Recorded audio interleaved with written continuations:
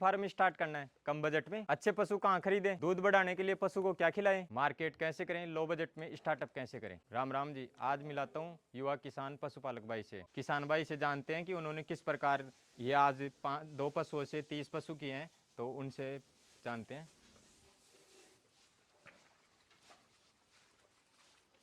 राम राम जी। राम राम जी। राम राम जी। तो हमारे दर्शकों को आप अपने बारे में अपना नाम बताइए और अपने बारे में बताइए, फार्म की लोकेशन। नमस्कार किसान भाइयों, मैं रामपाल यादव, गांव बिशनगढ़, जयपुर ज़िले का रहने वाला हूं। तो आप हमारे दर्शकों को ये बताइए कि आपने ये पशुपालन किस तरह स्टार्ट किया शुरू। सर ये सबसे पहले तो जैसे हमारे पूर्वज हैं पुश्तैनी 2-3 भैंसे रखते थे, जी तो उनसे थोड़ा बहुत बचत हो जाती थी, घर का भी खर्चा चल जाता था। और पहले तो मैंने पढ़ाई की थी, फिर पढ़ाई में जब नौकरी नहीं लगी तो अपना धंधा शुरू करने की सोचा। आपने कहाँ तक पढ़ाई की हुई है। बीए बीएड हूँ। अच्छा, बीए बीएड की है, हाँ जी, यानी टीचर की भी तैयारी की है। टीचर की तैयारी की थी।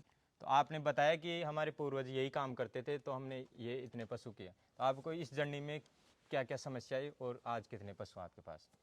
सर सबसे पहले तो हमारे 2-3 पशु थे, जी। फिर धीरे धीरे बढ़ाकर 5-4 किए, फिर धीरे धीरे धीरे और लाते गए। आज लगभग मेरे पास 40 पशु हैं। तो ये पशु बढ़ाने की कैसे सोची आपने। सब बढ़ाने की तो ऐसे सोचे कि कहीं जॉब करे, जी। तो उनमें 10,000 रुपये के 15,000 रुपये सभी देते हैं, तो उनसे तो घर खर्चा भी नहीं चलता। जी। और एक खुद का व्यवसाय करे ना, वो अलग ही बात है। तो मैंने खुद के व्यवसाय के लिए सोचा था, तो आपने तो ये सोचा कि अपना खुद का व्यवसाय हो। खुद का व्यवसाय हो।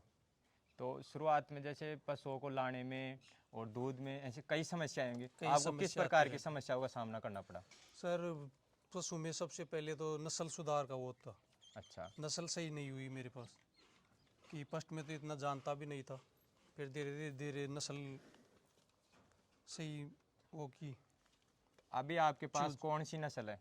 मुर्रा है, कुंडी है, तो 2 नस्ल ज़्यादा है मेरे पास। तो आपको इतने दिन हो गए पशुपालन करते हुए, तो सबसे बेस्ट नस्ल कौन सी लगी जिसमें प्रॉफिट अच्छा हुआ। सबसे प्रॉफिट है मुर्रा भैंस का। इसका किस प्रकार है। इसका दूध भी बढ़िया है, फैट भी बढ़िया है। ये 13-14 लीटर लगभग दूध दे देती है, और एक बीमारी भी कम आती है इसमें। इन पशुओं में आप क्या क्या सेल करते हो भैंस में।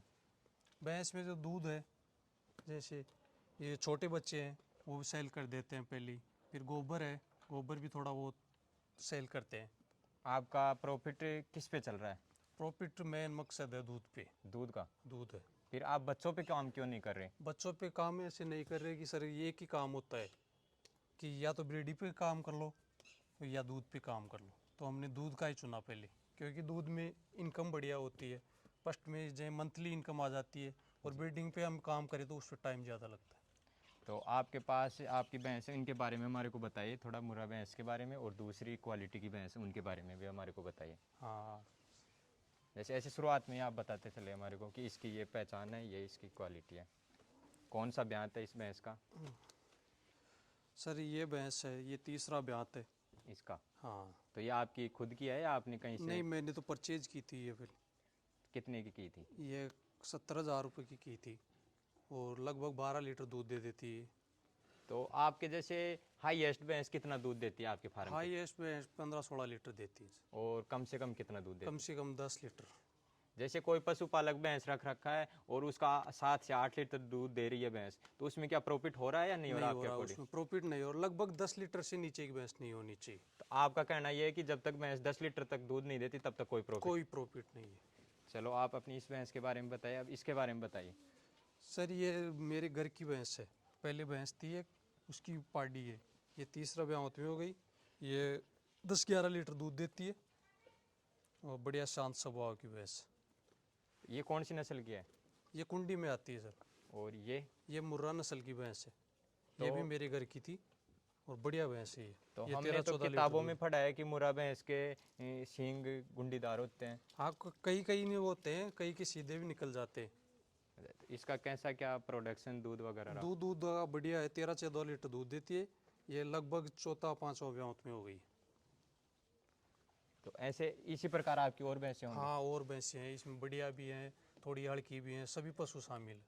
तो एक ऐसे तालमेल मिला रहता है कि अच्छे- तालमेल मिला रहता है। आज और भी लोग फार्म कर रहे हैं, अच्छे पैसे भी लगा रहे हैं, बढ़िया सेट बना रहे हैं, फिर वो बंद हो जाते हैं, तो इसका रीजन क्या है? सर शुरुआत में तो लोग क्या करते हैं, बढ़िया तो सेट बना लेते हैं और उनके पास पशु होते नहीं है। तो बढ़िया सेट बनाने में तो कितना खर्चा लगता है, बहुत ज़्यादा खर्चा हो जाता है। तो मेरी तो राय यही है कि सबसे पहले पशु रख, बढ़िया बढ़िया नस्ल के पशु रखो, फिर धीरे धीरे धीरे धीरे जैसे बढ़े ना वैसे ही पशु सेट तैयार करना चाहिए। तो आपका कहना ये है कि पशुओं पे ज़्यादा ध्यान दो, सेट पे कम दो। सेट पे कम दो। और आप किस प्रकार मैनेजमेंट करते हो अपने पशुओं का? सर मैनेजमेंट की तो बात ऐसी है, सुबह 4 बजे लगभग उठ जाते हैं हम, फिर इनको जैसे चारा डालते हैं, चारे पे जैसे बाँट ऊँट खली वली वो डाल के और दूध निकालने का काम शुरू हो जाता है। फिर लगभग 6 बजे के लगभग हम फ्री हो जाते हैं, फिर इनको जैसे बाहर निकाल देते हैं धूप में, अभी सर्दी है तो इनको धूप में निकाल देते हैं। फिर 10 बजे के लगभग 9-10 बजे के लगभग इनको नहला देते हैं और फिर एक छायादार स्थान पर बिठा देते हैं। जैसे कि हम देख रहे थे इतनी सर्दी थी, तो आप डेली नहलाते हो सर्दी डेली में? नहलाते हैं, सर्दी में गर्म पानी आता है हमारे नल का, तो उसमें डेली नहलाते हैं। तो इसमें नहलाने का कोई रीजन है या कुछ फायदा भी हाँ होता है? रीजन है इसमें। इसमें क्या रीजन है? इसमें क्या है कि एक तो पशु को संतुष्टि प्रदान हो जाती है, फ्रेश हो जाता है, जैसे आदमी भी नहा ले ना जी। तो उसकी प्रकार है पशु भी। तो किसान भाई बता रहे हैं कि पशुओं को डेली नहलाना चाहिए, क्योंकि नहलाने से इनको ऐसे संतुष्टि रहती है और तंदुरुस्त पशु रहते हैं। हाँ जी। मैं आपके देख पा रहा हूँ कि पशुओं के चिचड़ वगैरह कुछ नहीं है, तो इसके लिए क्या करते हो आप? सर इसमें इंजेक्शन लगाते हैं, एक हाईटेक इंजेक्शन आता है, जी। वो साल में 2 बार करते हैं। हाइट मैं आपको बता दूं कि एक हाईटेक इंजेक्शन होता है जो बाह्य परजीवी और अंत परजीवी दोनों का काम करता है। दोनों का काम करता है और शरीर पे चमड़ी में भी रौनक आती है उसकी। तो वो हाईटेक वगैरह आप खुद लगाते हो या किसी डॉक्टर वगैरह नहीं से? हम खुद लगा लेते हैं, वो तो डॉक्टर की कोई ज़रूरत नहीं होती। तो जैसे पशु बीमार वगैरह भी होते होंगे, तो उसके मैनेजमेंट के लिए क्या करते हो उसके आप? मैनेजमेंट के लिए तो जैसे प्राथमिक उपचार तो हम खुद कर लेते हैं, और जो प्राथमिक उपचार में क्या कर लेते हो आप? जैसे कोई मीठा सोडा वोटा सोडा हो, और जैसे अजवाण वजवाण हो, गुड़ हो, ये दिला लेते हैं बस पशु को। फिर भी ठीक नहीं तो डॉक्टर से परामर्श लेके उसका इलाज करवाते आप किस प्रकार के डॉक्टर को हायर कर रखे हो? हैं। डॉक्टर है हमारे पास, ये कंपाउंडर नहीं है, ये जोड़ा सांप डोलते हैं ना, वो उससे राय नहीं लेते हम, हमारे प्रोफेशनल वो डॉक्टर आते हैं। अच्छा, एक आपने एक फिक्स डॉक्टर कर रखा है जो डॉक्टर है। फिक्स डॉक्टर कर रखा है, वो पूरा टाइम देता है हमें। किसान भाई बताना चाहते हैं कि जो आजकल ये 45 दिन की जो डिग्री लेके आ जाते हैं वो भी घूमते हैं, प्लस में ये 2 साल की वेटनरी भी होती है वो भी। ये वो डॉक्टर हायर नहीं कर रखे, इन्होंने जो 4 साल की प्रोफेशनल डिग्री होती है वो डॉक्टर हायर कर रखा है वो आई कर रखा है, और उसी से इलाज कराना है। उसी से इलाज कराते हैं। आज ये समस्या मेरे पास भी आई, और भी पशुपालक बोलते हैं कि गाभिन वगैरह भैंस नहीं रुक पाती, तो उसका क्या रीज़न है? उसका रीज़न बताऊं मैं सर, एक तो सबसे मेन कारण है फीड का। फीड का? फीड अच्छी दो, जैसे ये बंटा वंटा आता है ना, जी। उसमें यूरिया आता है सबसे ज़्यादा, तो ये वो नुकसान ज़्यादा पहुंचाते हैं पशु को।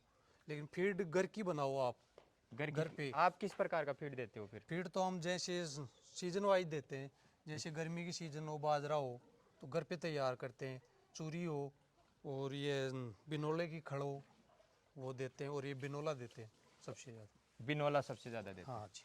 अगर किसी को दूध लेना है ज़्यादा, तो पशु को क्या फीड दे?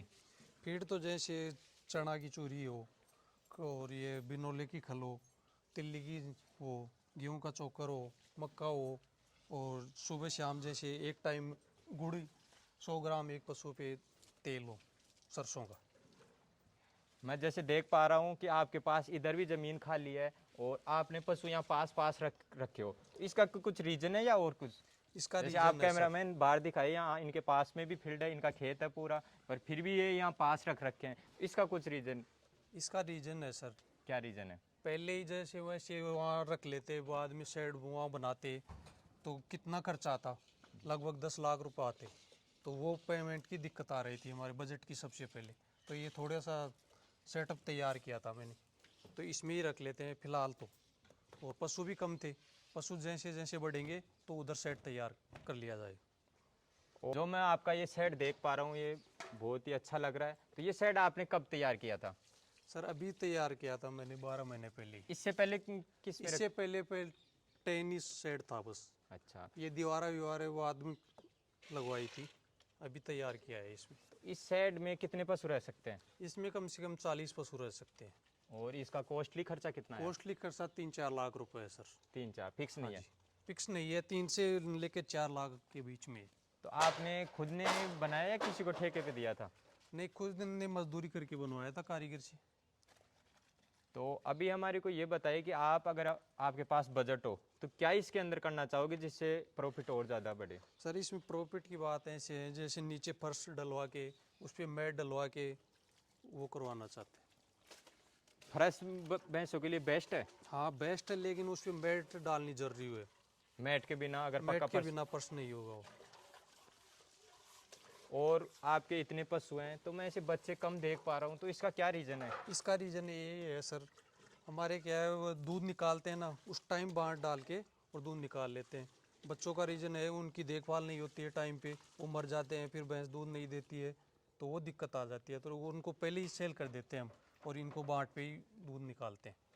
तो किसान भाई का कहना है कि अगर आप भी दूध पे काम करना चाहते हो तो जो छोटे बच्चे होते हैं उनको जल्दी सेल कर दें तो प्रॉफिट ज़्यादा रहेगा, ज़्यादा रहेगा, और ध्यान भी थोड़ा इधर उधर नहीं जाएगा। इधर उधर नहीं जाएगा। एक जगह की प्रॉब्लम आ जाती है, जैसे 40 पशु के 40 बच्चे हो जाएं तो उतनी ज़्यादा जगह चाहिए उनको फिर। अपन जैसे देख पाए एक भैंस का मोटा मोटा, तो किस प्रकार आप प्रॉफिट बता पाओगे? सर जैसे एक भैंस का लगभग आप तो 12 लीटर दूध ले लो, 12 लीटर दूध? 12 लीटर, और प्राइस होगी 1 लीटर की 60 रुपये। जी। तो 12×6 = 720 रुपये के लगभग दूध बिक जाता है हमारा। एक भैंस का 720 रुपए का बिक जाता है? बिक जाता है 12 लीटर दूध? 12 लीटर जी। दूध। और फैट पे दूध जाता है हमारा, फैट तो आपका इस हिसाब से चला जाता है? चला जाता है। तो एक भैंस का 720, तो खर्चा उनका खाने पीने का भी तो खर्चा होता है? खर्चा लगभग सर ऐसे मान लो 50% खर्चा आ जाता है।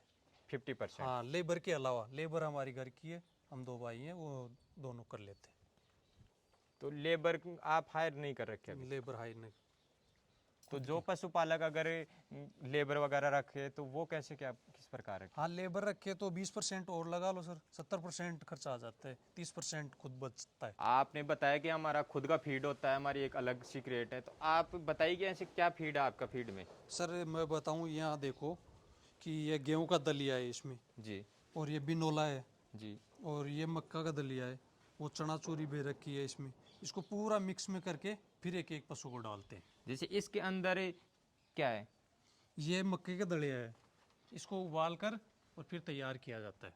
तो ये सभी पशुओं को देते हो या अलग अलग पशुओं को? नहीं नहीं, सभी पशुओं को मिक्स में देते हैं सभी। ये सबको बरोबर दिया जाएगा? हाँ, बरोबर दिया जाता है उनको। और उधर भी एक दिख रहा है मेरे को। हाँ सर, तो इसमें ये गेहूं का दलिया पक रहा है, अभी डाल रखा है जी। और ये पानी गर्म हो रखा है, फिर इसमें दलिया डाल देंगे और फिर ये तैयार हो जाएगा।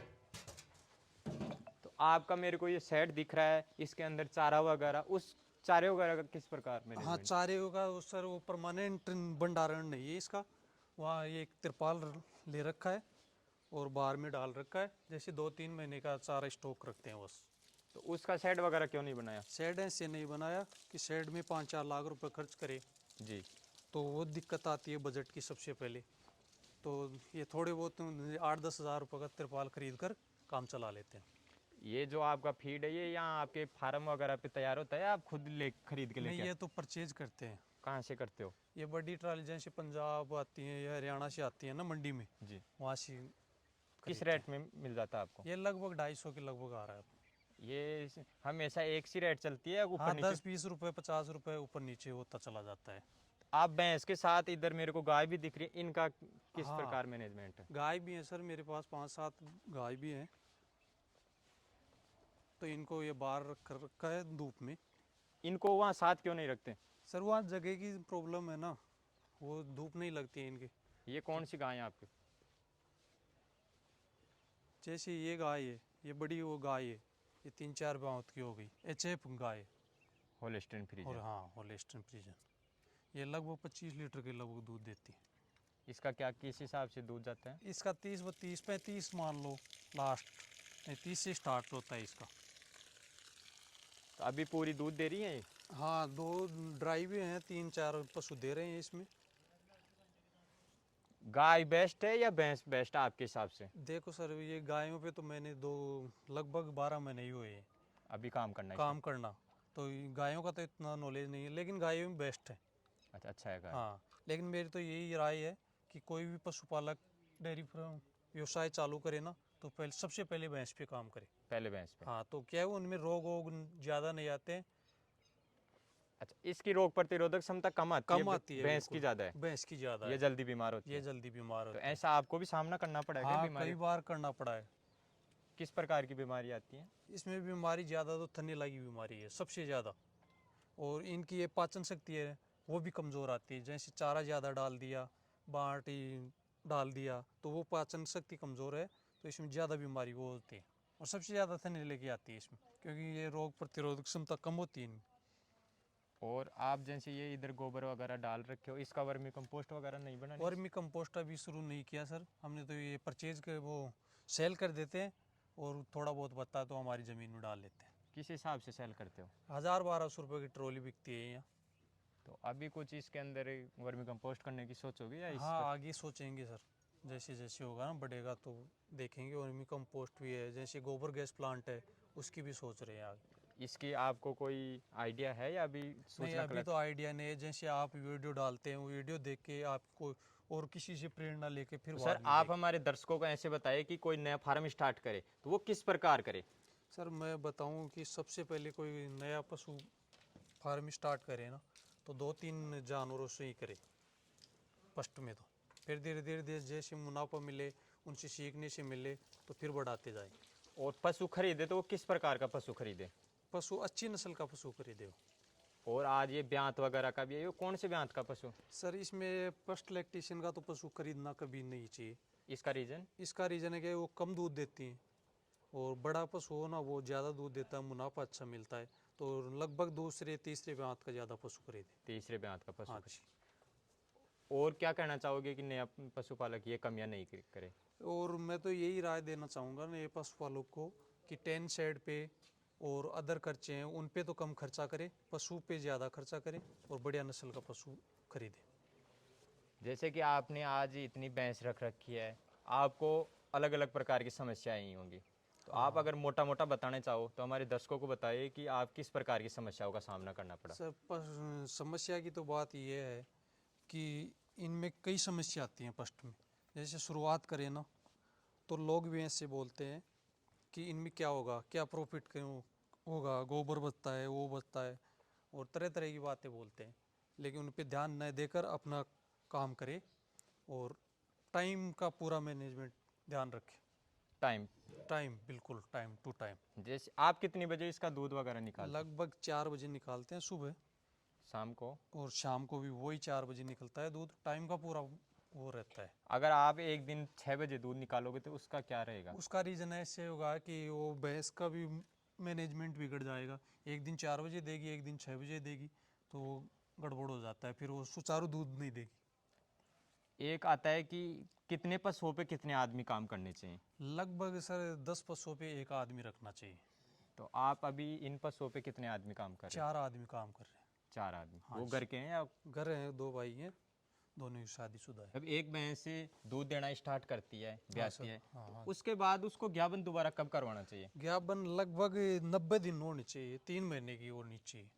जैसे कि मैं देखता हूँ कोई कोई भैंस 1 महीने बाद ही ज्ञापन होने के लिए तैयार हो जाती है, तो उसका क्या किया जाए? उसका रीज़न ये है कि 1 महीने बाद जैसे यहाँ पर सीमन डलवाते हैं, तो वो फिर जैसे दूध ज़्यादा दिन तक नहीं देते, दूध पहले ही ड्राई हो जाती है वो, तो हमें लंबे टाइम के लिए लगभग 3 महीने पे पशु को सीमन डलवाना चाहिए, तो इससे ज़्यादा दूध देगी और डबल मुनाफा भी डबल होगा। आपकी भैंसों की चमक भी अच्छी दिख रही है। ऐसे तेल वगैरह डेली लगाते हो या? नहीं, डेली नहीं लगाते सर, 5-7 रोज के बाद में लगाते हैं। इसका कुछ स्पेसिफिक रीजन है या कुछ वैसे ही? रीजन तो ऐसे जैसे चमक आ जाती है, जैसे सर्दी में भैंस वैंस फट जाती हैं, तो ये तेल लगाने से उनका शरीर बिल्कुल सही रहता है, चमक भी रहती है। ये आपकी जो ठान वगैरह चारा वारा डालने की उनके बारे में हमारे को बताइए कि इस प्रकार की ठान वगैरह बनानी चाहिए किसान भाइयों को। हाँ सर, इसमें ये है कि जैसे ये तो मैंने तो पट्टी की रोक के वो की थी, परमानेंट नहीं किया था, पहले की ही है, लेकिन लगभग ईंटों से थोड़ी इनसे ऊपर बनाए। इसमें क्या नुकसान है? इसमें नुकसान ऐसे जैसे पशु को ज़्यादा चुकना पड़ता है। जैसे नीचे होके हाँ, खाना पड़ेगा? खाना पड़ेगा। थोड़ी सी ऊपर बनाए, लगभग ये 2.5 फीट होनी चाहिए ऊंचाई। 2.5 फीट ऊंचाई पे बनानी चाहिए हाँ जी, और ईंटों की पक्की बनाए। ईंटों की पक्की होनी चाहिए, साफ जैसे ये सुथरी ठाण होनी चाहिए। वगैरह ज्यादातर पशुपालक भाई रखते हैं, तो इसमें क्या समस्या रहती है? इसमें समस्या ऐसे रहती है कि ये जल्दी तो टूट जाते हैं, और जैसे चारा डालते हैं ना तो पशु बाहर गिरा देता है इनमें, ये समस्या ज़्यादा है इनमें। और जैसे चारे की बात आती है तो एक बाजरे की कुट्टी होती है, आपने गेहूं का भूसा देख रहा हूँ, तो उसमें इसमें क्या अंतर? इसमें ऐसे है कि गेहूं के भूसे में ज़्यादा दूध होता है और कुट्टी में कम होता है, और ये एक जानवर बढ़िया तरीके से खाता है इसको, इसको खाना भी अच्छा पसंद करता है पसंद दूध। करता है। हाँ, कुट्टी को कम करता है जानवर। और आपके फार्म में जैसे ये इनको हरा चारा वगैरह उसका हरा चारा देते हैं सर, क्या देते हो आप? जैसे रंजका है, बाजरे की वो है, ज्वार है, और जैसे ये वो करते हैं ना रिंज का रंजका उंजकार, ये देते हैं। तो अगर किसी के पास हरा चारा नहीं हो तो चल सकता है काम? हाँ, चल सकता है, उससे कोई फर्क नहीं पड़ता ज़्यादा। जैसे कि एक डेयरी पालक को दूध निकालने के लिए जल्दी उठना पड़ता है और शाम के 4 बजे की अभी मिल्किंग हो रही है, तो ये दूध निकाल रहे हैं। तो सर आप कौन सी विधि से दूध निकाल रहे हो? दोनों विधि से निकाल सकता हूँ। तो अभी कौन सी विधि से निकालते हो आप? ऐसे वैसे बेस्ट विधि कौन सी रहती है? यही इसका क्या फ़ायदा रहता है? फायदा यही है कि इसमें अंगूठे से जोर नहीं लगाना पड़ता है, तो भैंस को भी कोई यार दिक्कत नहीं होती है। मतलब आपका कहना है कि इससे पशु को कोई प्रॉब्लम नहीं रहती। हाँ,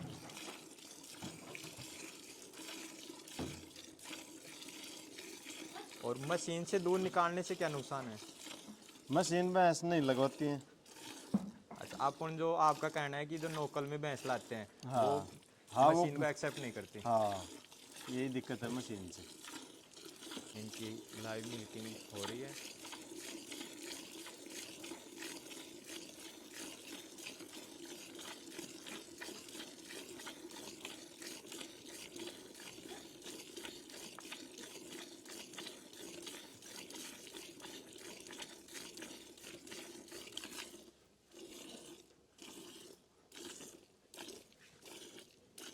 अभी किसान भाई मिल्किंग कर रहे हैं, इसलिए थोड़े पशु कैमरे से परेशान नहीं हो, इसलिए मैं थोड़ा दूर खड़ा हूँ, आप जैसे देख सकते हो।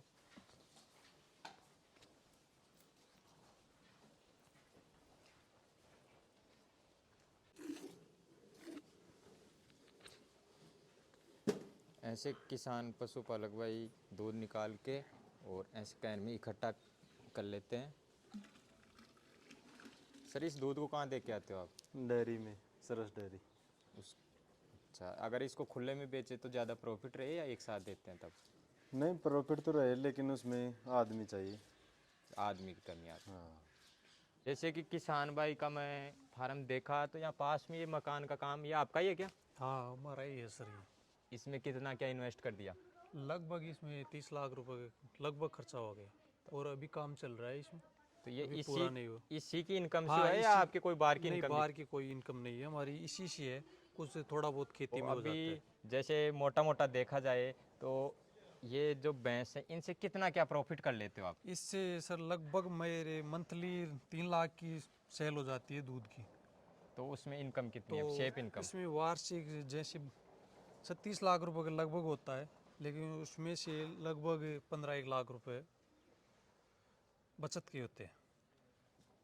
तो मैं आप किसान भाइयों को बता दूं कि एक अपने जैसे किसान भाई 2 भैंसों से स्टार्ट की थी और आज उनके पास 30 से 35 पशु हैं। उन्होंने अच्छा मकान भी बनाया है, अपनी खुद की भी शादी की हुई है और बच्चे भी अच्छी स्कूलों में पढ़ रहे हैं। तो वो बता रहे हैं कि 15 से 20 लाख रुपए हम बचत कर रहे हैं, टर्नओवर ज़्यादा है इनका। तो आप भी अगर इनकी तरह मैनेजमेंट के साथ फार्म स्टार्ट करना चाहो तो अच्छी इनकम कर सकते हो। आप हमारे दर्शकों को क्या कहना चाहोगे? मेरी सभी दर्शकों से यही निवेदन है कि पशु पालन करे ना तो खुद का पहले लेबर होनी चाहिए, और नस्ल पे सही काम करना चाहिए, ना कि इस टेंशन पे करे। और आप हमारे चैनल के बारे में क्या कहना चाहोगे? सर सभी किसान भाइयों से मेरा तो यही निवेदन है कि इस चैनल को सब्सक्राइब करें, लाइक करें, फॉलो करें, और आगे ये चैनल के माध्यम से हमारे को नई नई जानकारी उपलब्ध कराएंगे।